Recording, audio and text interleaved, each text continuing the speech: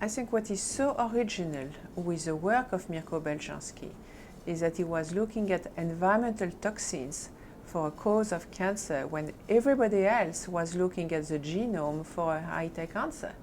And then he looked at natural substances with very low toxicity and a selective action.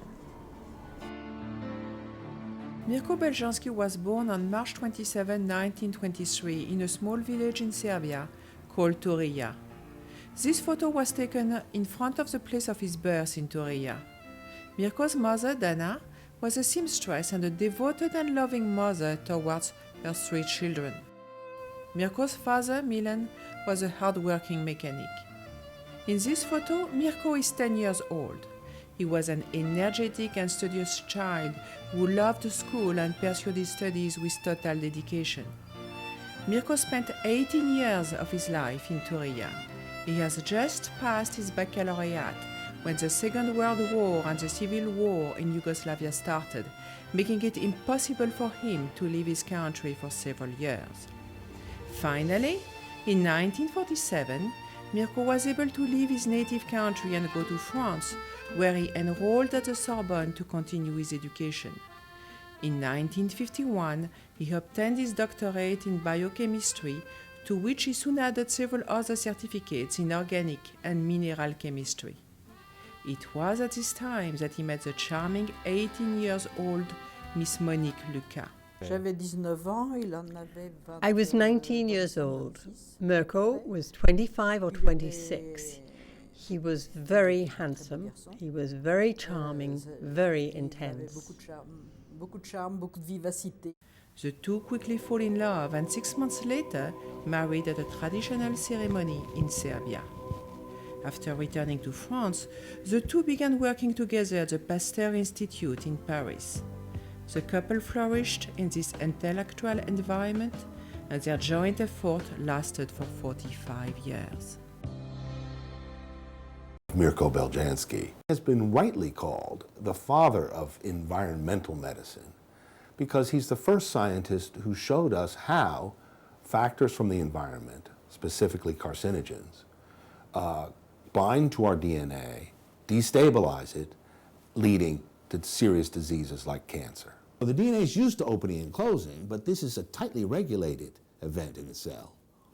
What Beljanski found is that destabilization, or the opening of the two strands, can also result from the persistent binding of carcinogens to the DNA. What that results in over time is a structure which is no longer the tight, healthy duplex, but one that is opened in parts where there are loops and there are single strands exposed. And the danger there is that enzymes which normally operate on the single strands can now say, oh, I have a single strand, I'll jump in there and start copying the DNA. Or I'll jump in and start transcribing the genes that are there. Aberrant gene expression, unregulated DNA duplication are hallmarks of cancer cells. And Beljanski argued that that's how cancer begins. To me, Dr. Beljanski was a real pioneer and a very brave researcher, a very kind and person who was concerned about humanity. And he loved to research, and he loved his work, and he put his heart and soul into it.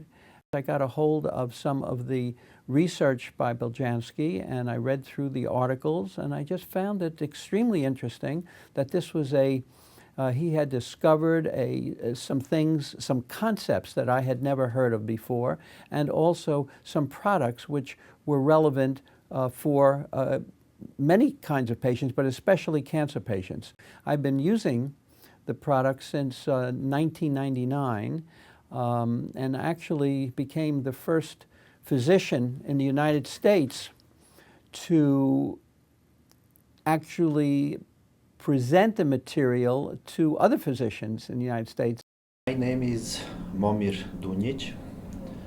I'm an associate professor of medicine, of OBGYN at the University of Pristina Medical School. And also I'm an associate professor of complementary medicine on Pharmaceutical Faculty, Novi Sad. This is a part of European University of Belgrade.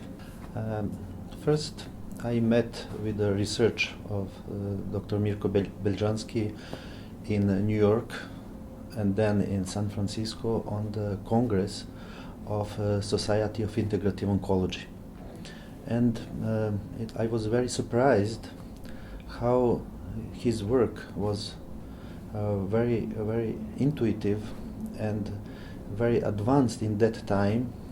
So I couldn't realize that they couldn't understand in that time his research and how is his actually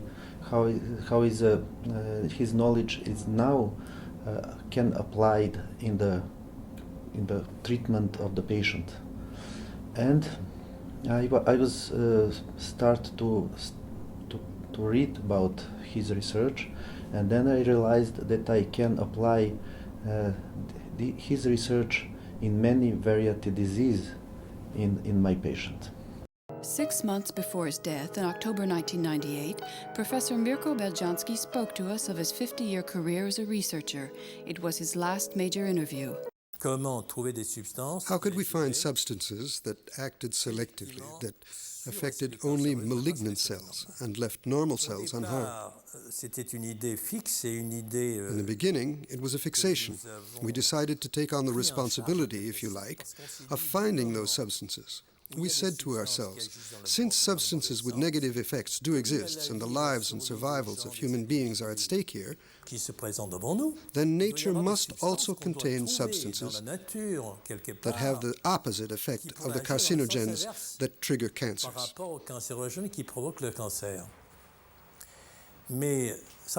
Coming up with the idea was easy enough, but how were we going to find them? We decided to start by verifying the behavior of the DNA in malignant cells compared to the DNA in normal cells, without having any idea of what we were looking for. We noticed right away that DNAs in malignant cells, whether they're from plants or humans or animals, we realized that these DNAs are always destabilized. There is a clear-cut difference between the DNA of malignant cells and the DNA of normal cells. At that point, we had the basic material to work with. Next, we had to find a substance that acted selectively on malignant cells. That prompted us to develop a highly sensitive and rapid biochemical test. We get results in just 2 to 3 hours, telling us if a given substance acts selectively on the DNA of malignant cells and not on the DNA of normal cells. We discovered 2 different substances at almost exactly the same time. We established that exposure to these substances, each of them separately, destroyed malignant cells, but the substances had no effect on normal cells. Here is that both extracts, Pau Pereira and Revolfia vomitoria, kill cancer cells in the laboratory. They also shrink tumors in animals and conspicuously also reduce metastatic lesions. And they work by themselves. So Pau Pereira works alone, Revolfia vomitoria works alone to shrink tumors and kill the cancer cells. But this group also went ahead and discovered that these extracts can be used together with mainstream cancer chemotherapy drugs. And in fact, the results obtained in these combination studies were the best. And this is the recovery, it's the rediscovery of the synergy that Beljanski found many years previously when he was looking at cancers in mice. Well, the goals of the Foundation's research program is first and foremost to continue research. We've gone on to be associated with a series of very prestigious biomedical research institutes here in the United States, beginning with Columbia University Medical Center, specifically the Department of Holistic Urology under the direction of Dr. Aaron Katz. Dr. Katz actually took a very rigorous approach, starting with cell-based studies. He went on to animal-based studies, and finally did a small study with men who had elevated PSA. It's an antigen which is activated when there's inflammation of the prostate, and looked to see what would happen in each case if the Beljanski plant extracts were introduced. And in every case, the extracts worked. So they kill prostate cancer cells, a human cell line. They shrank tumors in animals who had been given these tumors in an experimental model. And they lowered PSA in the men whose PSAs were high. And in addition, to our surprise, we found that the extracts helped some of the men who had urinary problems associated with enlarged prostate to do a much better job of urinating, not getting up at night as often, with a better stream, and less anxiety about that problem. We managed to make a connection with Dr. Jean Driscoll, who spoke to Sylvia about our work. I think she was very impressed by the work that had been done at Columbia on prostate. And if I'm correct, she said, "What do you have for women? Is this possible that these extracts could help women?" And of course, the answer is yes. She was interested in ovarian cancer, and we were eager at that point to expand the application of these extracts and to explore whether or not they would work with ovarian cancers. And that later led to a project on pancreatic cancer. And you can see here our willingness to go for the tough ones. We really were willing with these products to see how they would behave, how they would test against the most difficult kinds of cancer, which are basically just extremely difficult to treat by any other means. The studies from Kansas University clearly show that the presence of the plant extracts effectively reverses the drug resistance, because you're getting a synergistic result. It's more than additive. The extract plus drug gives the highest level of anti-cancer activity. Live from Studio 3C in Rockefeller Center, this is News 4 New York. September is Ovarian Cancer Awareness Month. Women who are diagnosed with the disease often feel chemotherapy is their only choice when it comes to treatment, but it's not. New research finds botanical extracts are successful as well. And here to talk about that option is Sylvie Beljanski, Vice President of Beljanski Foundation, and Dr. John Hall, the Foundation's Senior Scientific Advisor. Despite those excellent results, everything was not all rosy for Mirko Beljanski at the Pasteur Institute. At the time, Jacques Monod was the director of the Pasteur Institute, and Jacques Monod's position was completely at odds of Mirko Beljanski's findings. So that was undermining Monod's reputation, and at the same time, Beljanski's reputation was only growing, especially considering that he had these natural substances that were working very, very well. The most famous example of success was François Mitterrand. The story was actually revealed by Mitterrand's own doctor in his book Le Grand Secret. In 1993, Mitterrand was diagnosed with advanced prostate cancer, and no one thought that he was going to be able to finish his second term. But he took the products, and against all odds, he finished his second term. And I believe this enriched a number of powerful people. And after Mitterrand finally passed away, my father was arrested. He was arrested by a SWAT team, not by the police. And clearly that indicates to me that it was not about justice, but destruction. After he was arrested, he was also forbidden to speak to the press, forbidden to publish, and all his products were made available in France. Thousands of people who had been safely using the products in Europe since the 1980s took the streets of Paris and other cities to protest, but in vain. At that time, my father became ill himself, and the dramatic irony is that his own products were no longer available for his own use. And the French government was sitting on the case, another confirmation that this was not about justice, but destruction. Eventually, my father brought the case to the European Court of Human Rights, and a unanimous decision was reached in his favor in 2002, but too late for my father to see it, as he passed away in 1998. But what my father had done was to provide environmental medicine with a molecular explanation. And that was not going to disappear with a man. And his book, the one he published in 1983 at Karger, was recently reprinted by Demos Medical. Classic Monographs in Biomedicine series is really to bring back into print classic or seminal works that continue to be relevant today and inform the scientific discussion. Dr. Beljanski's book, which was published over 30 years ago, is a terrific example of what we want to do here, and really inspired us to create the series, and will be the first book we publish in the series. My understanding is that the research that he did really underlies the modern fields of environmental medicine and integrative oncology. And we think it's important that scientists working today and clinicians have access to this work. It's only been really, in the last decade or two that these areas have emerged as real scientific fields. And it's really interesting to me as a publisher to see that, he really was ahead of his time in his thinking. I think that Beljanski is an amazing researcher. I'd call him a finder above all else. Being a researcher doesn't really mean much. You can spend a lifetime searching. You have to find something, and Mirko Beljanski found a great many things. It's very surprising.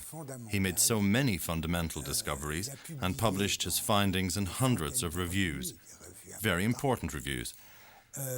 But since the Pasteur Institute had barred his route in France, his work never made a big impact.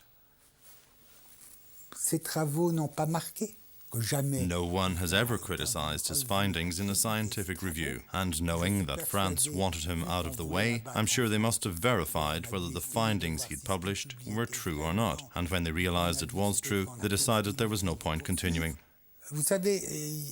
You know, when you make a discovery, that discovery has to be discovered in turn. I started first with the oncology patients and get very good results in some new approach, some integrative new approach in the cancer patients. I combined this therapy with other anti-inflammatory supplements which can promote health and the recovery of the immunity of the patients. So then I realized that this knowledge can be applied in a other variety of diseases. We wanted to see if the things we'd discovered, described, published, we'd come up with statistics and results. We wanted to verify them in actual practice, because we were, after all, already working on the biological level. Humans, animals, it's all biology. So, if we extrapolated everything we'd learned in the laboratory, using the same approach from the things we'd learned, we said to ourselves, we should be able to make it work with human beings. When death comes knocking and there's a scientist who can help, he must help. I took risks. I helped the people. How do you imagine a scientist who knows what he is doing, who's done that for years, who's done that on himself? How would you not want him to stop someone's pain? For me, I have to act. The story of Mirko Beljanski's life and the legacy of his work continue today through the efforts of those who were personally affected and inspired by his discoveries. This story began in a small village in Serbia and has now expanded across borders and been translated into various languages, all in an effort to help other people live more healthy lives. As Mirko said, if a scientist is able to help others, it has a duty to do so. There is no doubt that the discoveries of Mirko Beljanski have helped and continue to help thousands of people. The results are very promising so far, but there is still so much work left to do.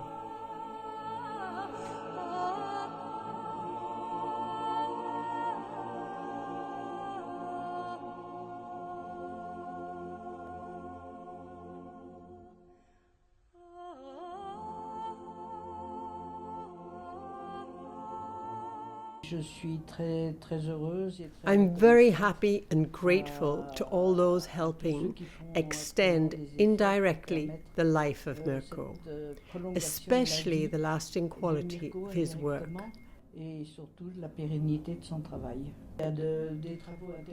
There is interesting work being done at Columbia University and also at the University of Kansas. Work which confirms and reinforces Mirko's work during his years in France. It's all positive, scientifically positive. Positive if you look at the wide acceptance of Beljanski products. Not just the products, but the concepts as well. In the end, it is all about a concept addressing cancerogenesis, which is different, original. It's the concept which enabled the acquisition of products. Genes have a role to play, but they're not playing the role we wanted them to play in the initiation of the cancerogenesis. So thoughts have evolved, concepts have evolved, and it seems that the concept put forth by Mirko is more widely accepted.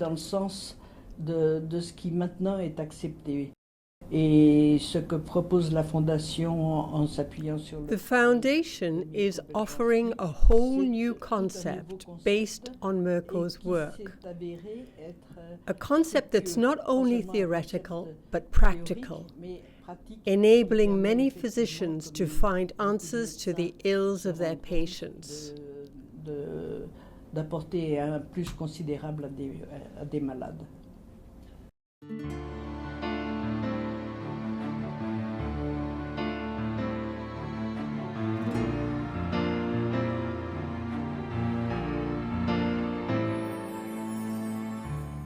Kada sklopim, postelja prazna, terasan, a život se topi i nestaje brzo ko dlanom od dlan, ko razum da gubim, jer stvarnosti ne primećujem, još uvek te ljubim, još uvek ti slepo verujem, ko luda ne znam kuda, ljubavi se nove bojim, a dane žive rane više ne